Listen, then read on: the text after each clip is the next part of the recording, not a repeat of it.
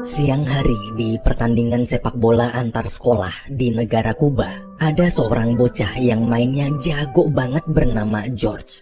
Di pertandingan itu, George berhasil menggocek lawan dan mencetak gol kemenangan. Tapi tepat setelah gol dicetak, tiba-tiba nafasnya sesak lalu jatuh pingsan. Semua orang pun panik dan langsung membawanya ke rumah sakit. Di depan ruang UGD, orang tua George menunggu dengan cemas. Hingga tak lama kemudian dokter datang. Dokter di situ memberitahu kalau kondisi paru-paru George semakin parah. Ternyata dari kecil George menderita penyakit pernafasan akut.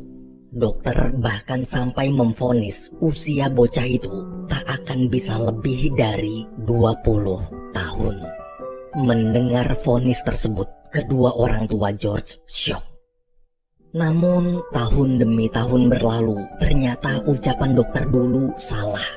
Di usianya yang ke-30 tahun, George masih tetap hidup dan bisa beraktivitas seperti biasa, meski penyakit paru-parunya belum sembuh. Suatu hari dalam pesawat, George bertemu pramugari cantik bernama Leslie. Karena setiap kali pesawat lepas landas atau mendarat, sesak nafasnya selalu kambuh, George pun meminta Leslie membantu memegang tangannya hingga dia tenang. Sebagai pramugari profesional, Leslie tak keberatan. Ia lalu duduk dan mengizinkan George memegang tangannya. Setelah pesawat sampai tujuan, George yang tertarik dengan wanita cantik itu pun modus minta nomor sambil bilang jika urusannya di sini sudah selesai, dia ingin mengajak Leslie makan siang sebagai ucapan terima kasih. Leslie yang juga tertarik pun memberikan nomornya. Saat pekerjaan selesai, sesuai janji, George mengajak Leslie makan di restoran. Sayangnya, mereka tak bisa berbincang lama karena Leslie masih harus lanjut kerja. Walaupun hanya bertemu sebentar, rasa suka George pada gadis cantik itu semakin besar. Hingga suatu hari, waktu para staf pesawat akan menginap di hotel kepulauan Hawaii, Leslie kaget kenapa George juga ada di sana. Ternyata diam-diam George mencari tahu lokasi hotel ini dari teman kerja Leslie untuk membuat kejutan. Mereka kemudian jalan-jalan berdua. Di pantai, George cerita hampir seluruh anggota keluarga besarnya berbisnis minuman termasuk dia. Perbincangan pun semakin akrab. Leslie merasa iri dan berkata pasti rasanya sangat menyenangkan bisa berbisnis bersama keluarga. Karena di keluarga Leslie adalah anak satu-satunya, jadi dia selalu merasa kesepian. Ia ingin sekali jika menikah nanti dia punya banyak anak agar bisa punya keluarga besar juga. Mereka lalu lanjut ke bar. Di sana George mendadak menyanyikan lagu spesial untuk Leslie. Lagu romantis yang setiap liriknya menceritakan tentang betapa dia sangat menyukai wanita cantik di hadapannya itu. Mendengar nyanyian George, Leslie baper. Semenjak momen tersebut, mereka berdua akhirnya pacaran. Kemudian, setelah berbulan-bulan pacaran, George dan Leslie memutuskan menikah. To be my lawfully wedded husband. My lawfully wedded wife. For better or for worse. For better or for worse.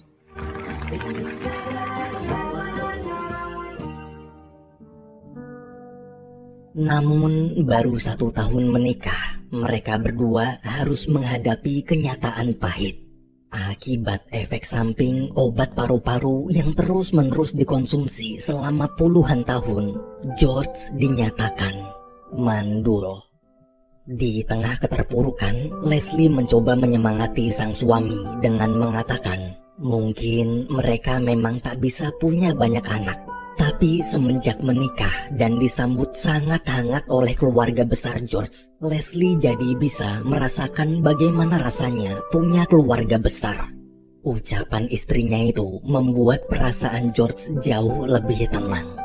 Bertahun-tahun kemudian ketika keluarga sedang berkumpul, ibu George bertanya pada Leslie bagaimana keadaan anaknya. Dengan wajah sedih, Leslie menjawab bahwa sekarang kondisi penyakit paru-paru George semakin parah. Dokter bahkan memvonis umur George tinggal sebentar lagi. Saat George masih harus terus berjuang melawan penyakitnya, di sisi lain ada seorang anak remaja bernama Chris yang terlihat bahagia menikmati masa remajanya. Seperti sekarang, pas dia lagi main basket, Chris pura-pura pingsan buat jailin teman-temannya. Tak lama kemudian, kakak Chris yang bernama John datang menjemputnya pulang. Sebenarnya hubungan Chris dan kakaknya ini tak terlalu dekat. Sepanjang jalan, John terus nyuekin Chris yang berusaha mengajaknya ngobrol. Waktu sampai rumah, setelah menyapa kedua orang tuanya, Chris melihat di meja makan ada surat pemberitahuan dari universitas tempatnya mendaftar. Saat dibaca, Chris kecewa, ternyata dia dinyatakan tak lulus. Chris pun sedih dan masuk ke kamar. Sang ibu yang kasihan mencoba menghibur dengan mengatakan kenapa Chris tak masuk universitas di luar kota tempat kakak keduanya yang bernama Colin kuliah. Akhirnya, sesuai saran ibunya, Chris mencoba mendaftar ke sana. 1 bulan kemudian, Chris dinyatakan lulus dan tibalah hari pertamanya kuliah. Ketika jam pelajaran jurusannya selesai, lalu ruang kelas akan dipakai jurusan lain, Chris tak sengaja menabrak wanita cantik bernama Sam. Saat menatap Sam, pada pandangan pertama itu, Chris langsung jatuh hati. Ia terus bengong ngeliatin Sam sampai nggak ngedip. Siangnya Chris curhat ke kakaknya yaitu Colin kalau tadi di kelas dia bertemu cewek cuantik banget kayak bidadari. Mendengar curhatan adiknya, Colin tertawa. Ia berkata sebagai mahasiswa baru, Chris harusnya nikmatin masa-masa kuliah dulu. Toh di kampus ini kan cewek yang cantik kayak bidadari ada banyak banget. Seksi-seksi lagi. Jadi buat apa fokus sama satu cewek doang? Mendengar itu, Chris cuma bisa istighfar. Keesokan harinya, waktu mau masuk kelas, Chris nggak sengaja nabrak Sam lagi. Sam di situ sedang membagikan brosur dan mencari sukarelawan yang bisa nyetir mobil untuk menemaninya di proyek tugas kuliah buatannya. Jadi proyek Sam ini tujuannya nganterin orang-orang yang butuh tumpangan darurat. Contohnya kalau ada cewek mau ke pesta terus takut berangkat sendirian malam-malam, nah dia bisa order jasanya Sam buat nganterin. Mendengar penjelasan barusan, demi bisa deketin cewek cantik itu, Chris menawarkan diri jadi sukarelawan walaupun dia nggak bisa nyetir mobil. Malamnya pas Chris sama Sam lagi nunggu orderan, Sam memberikan iPodnya pada Chris. Waktu daftar lagunya diperiksa, Chris melihat ada banyak playlist lagu pernikahan. Sam yang malu rahasianya terbongkar pun buru-buru merebut iPodnya lagi sambil bilang kalau dia cuma iseng nyimpen lagu-lagu itu. Chris lalu berkata Sam tak perlu malu. Dia tahu semua wanita pasti punya konsep pernikahan impian mereka masing-masing. Di tengah obrolan, Chris dapat telepon orderan dari 3 customer yang minta jemput di tempat berbeda sekaligus. Dengan gembira, mereka berdua bergegas pergi menjemput. Okay, all right. Okay. Hold her here, grab her hair, grab her hair. Okay. All day, night. Oh, no. Yeah, we're not too far from there. That would have sucked. No problem. You totally bailed on me. Okay. No, please. Okay? Di tengah jalan, 3 customer tadi minta berhenti dulu untuk makan di restoran. Sambil menunggu, Sam curhat sebenarnya alasan kenapa dia membuat proyek ini adalah karena dulu ibunya pernah kecelakaan ditabrak pengendara mobil yang menerobos lampu merah. Semenjak kejadian tersebut, Sam ingin membantu orang lain agar tak bernasib sama dengan ibunya. Chris di situ kagum. Wanita yang dia sukai ternyata tak hanya cantik tapi juga berhati baik. Bulan demi bulan berlalu, hubungan Chris dan Sam semakin dekat. Mereka selalu melakukan kegiatan bersama-sama. Bahkan Sam sampai mengajari Chris menyetir. Suatu hari di rumah saat Chris sedang libur kuliah, ayahnya marah-marah kenapa baru semester 1 aja semua nilai mata kuliahnya jelek.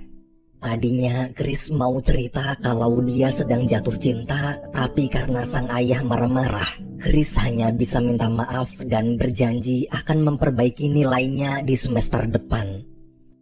Beberapa minggu kemudian, Sam mengantarkan Chris tes menyetir untuk membuat SIM.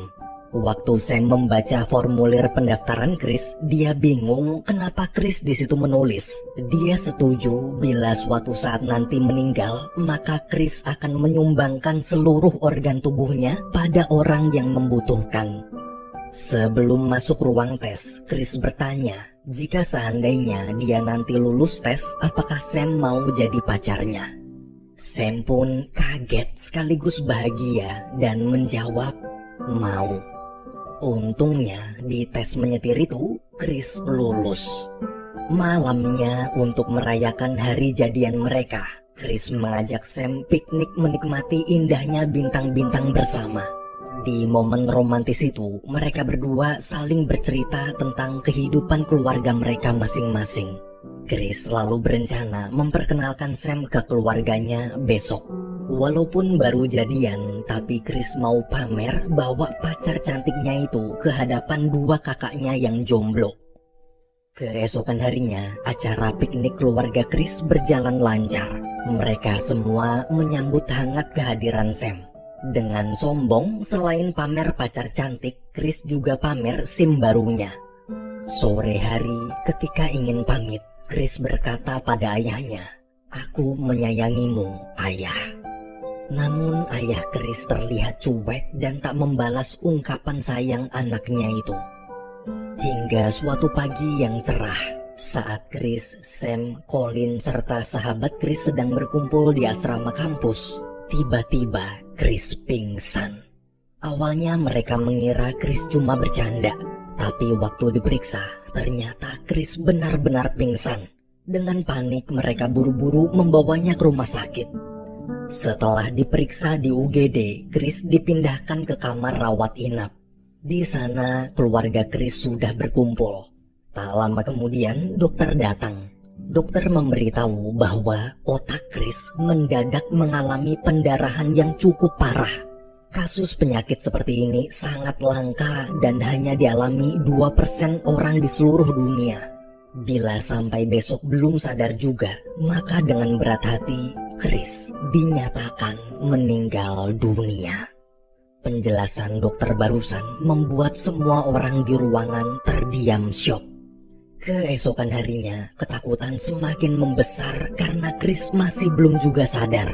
Melihat kekasihnya tak berdaya, Sam menangis sambil berulang-ulang menyuruh Chris bangun. Di tengah keputusasaan, tiba-tiba terdengar suara Chris memanggil nama Sam. Perlahan-lahan, Chris mulai membuka matanya. Semua orang begitu lega, akhirnya Chris berhasil melewati masa kritisnya. Chris yang masih lemah pun berusaha duduk, lalu melamar kekasih yang sangat dia cintai itu di hadapan keluarganya. 1 bulan kemudian, Chris dan Sam menikah.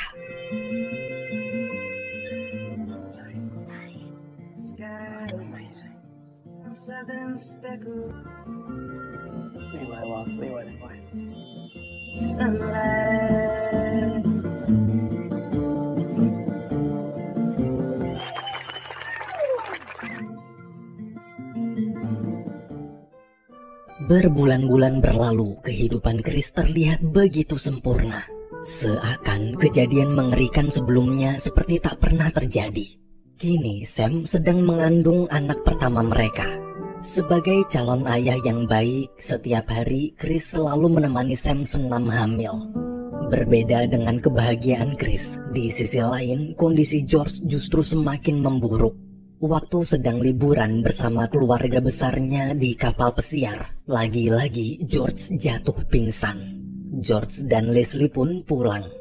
Di rumah setelah diperiksa, dokter menjelaskan bila masih belum dapat donor paru-paru baru, mungkin George tak akan bisa bertahan sampai bulan depan. Mendengar itu, Leslie mencoba tegar. Malam hari, Leslie tak henti-hentinya berdoa pada Tuhan agar memberikan keajaiban pada suaminya. Tak lama kemudian, George datang lalu mengeluarkan sebuah kado kecil sambil bernyanyi lagu ulang tahun untuk sang istri. Padahal ulang tahun Leslie masih bulan depan. George berkata dia ingin merayakan ulang tahun Leslie bersama-sama lebih awal karena takut usianya tak akan sampai bulan depan. Leslie pun tak sanggup menahan air matanya. Hingga suatu malam, Leslie dapat telepon dari dokter. Di telepon, dokter mengabarkan bahwa dia berhasil dapat donor paru-paru untuk George. Leslie yang merasa ada setitik harapan pun langsung mengajak suaminya ke rumah sakit. Di sana, George harus melakukan banyak tes terlebih dahulu. Sebelum masuk ruang pemeriksaan, George memberikan cincin pernikahannya pada Leslie. Leslie di situ berusaha menguatkan sang suami dengan bilang semua pasti akan baik-baik aja. Dan setelah ini, mereka berdua pasti bisa menjalani kehidupan seperti dulu lagi. Di tempat lain, terlihat Chris baru pulang ke rumah.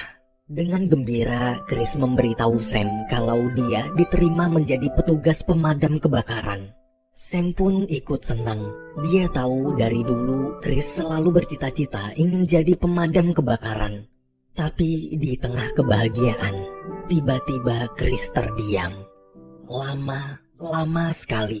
Hingga akhirnya dia mulai sadar. Chris sadar semua kebahagiaan yang dia rasakan selama ini tak nyata. Ia tak pernah menikah dengan wanita yang sangat dia cintai. Pada kenyataannya, di hari ketika Chris dinyatakan pendarahan otak, dia tak pernah bangun lagi. Ayah Chris yang melihat anaknya kritis terus menangis. Tapi tak peduli sebanyak apapun dia memanggil nama anaknya, tak peduli sekeras apapun dia mengungkapkan rasa sayangnya, Chris tetap diam. Tak akan pernah ada lagi jawaban yang keluar dari mulut anak nakalnya itu. Keesokan siangnya, dokter datang dan memanggil seluruh keluarga Chris. Dokter mengatakan bahwa beberapa menit lalu otak Chris telah mati. Artinya, Chris sudah tak bisa diselamatkan lagi. Dokter lalu memberitahu sesuai catatan yang pernah Chris tulis di SIM-nya, pihak rumah sakit akan mendonorkan 5 organ tubuh anak muda itu pada siapapun orang yang membutuhkan. Dokter belum tahu siapakah orang beruntung penerima donor organnya nanti. Tapi yang pasti, Chris telah menyelamatkan nyawa 5 manusia. Malamnya selesai operasi pengangkatan organ, teman-teman Chris berkumpul di luar rumah sakit sambil membawa lilin tanda duka cita. Di hadapan mereka, ayah Chris mengucapkan terima kasih telah datang ke sini. Kehilangan Chris memang pukulan berat untuknya. Namun ada satu hal yang lebih menyakitkan, yaitu dia terlambat membalas ucapan sayang Chris. Sang ayah berpesan agar semua orang di sini segera menelpon orang yang paling berharga dalam hidup kita. Lalu ungkapkanlah rasa sayang kita pada orang itu sebelum menyesal. Karena sekeras apapun kita memohon untuk memutar waktu, meski hanya 1 menit aja, waktu tetap tak akan pernah bisa terputar. Pagi harinya di rumah sakit lain, ketika George bangun, dia bahagia bisa bernafas dengan normal lagi. George selalu bertanya pada Leslie paru-paru siapa yang ada di tubuhnya. Sang istri menjawab kalau itu paru-paru pemberian orang baik. Ada kebahagiaan, di sisi lain ada pula kesedihan.